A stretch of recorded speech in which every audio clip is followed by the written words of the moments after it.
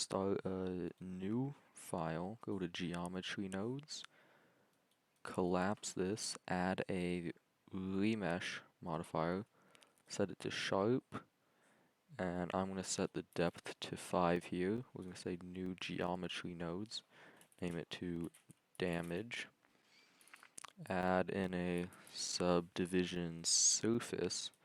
Make sure it's subdivision surface and not subdivision, because that will mess stuff up a lot. And add in a set position. This is how we're gonna move each individual vertex on our mesh here. And if we turn this up, you'll see that we can obviously be more detailed, but we can add in a noise texture. Set that to 40, so we have this seed control here. Add in a vector math node, set it to multiply, plug color into the top vector, and put normal into the bottom vector. We can add in a math node, set it to power, and this will be the how much distortion there is.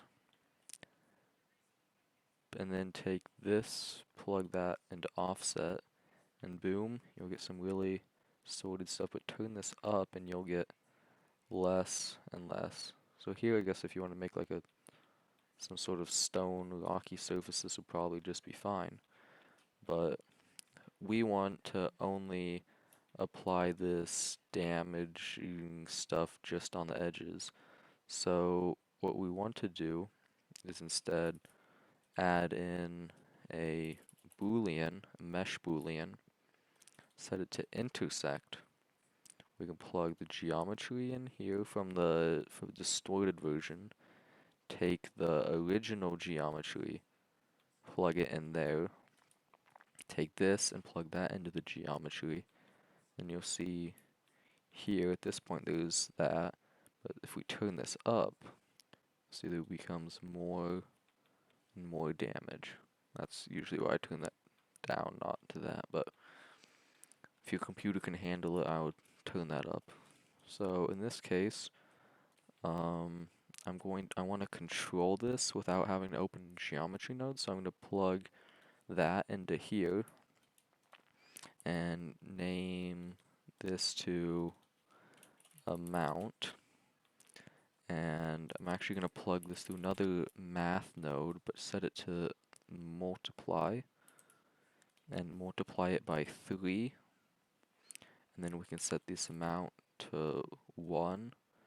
And then so 3 will be the maximum, and we can set the clamp from 1 to 7, I think, 7 is the point where it just becomes like a just normal beveled, basically. So I'm going to set that to 3, so we'll be at what would really be a 6 on here, and when we change that, we can change the scale, we can change the detail, and you can plug these all into here too if you want. So like I'm going to put that, double click, rename this to seed, and then if we go over here and change this, that changes as well.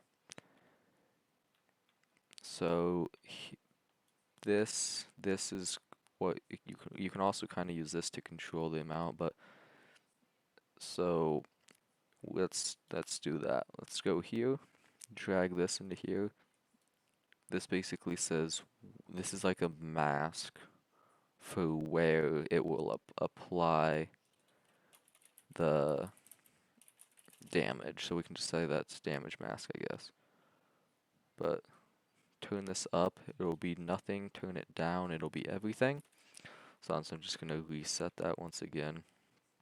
Go to here, set the default of 0, default of 3, and see that can be default of 0. That's pretty much it. Once again, you can which if you want to hook this up to one of these, you can also do that. And that's the finished node group for procedural damage. See, it's all procedural, and you can just turn that up for resolution, or you can plug this into here. Name this subdivisions. So this is subdividing the mesh after it's remesh, so we turn that up, and you'll get a better subdivision on the mesh itself. And if you want to shade the smooth, but you're like, oh, it won't let me shade smooth, don't worry, go in here, say set shade smooth, plug this into here, take this input once again, put it there, 0 is flat and 1 is shaded smooth.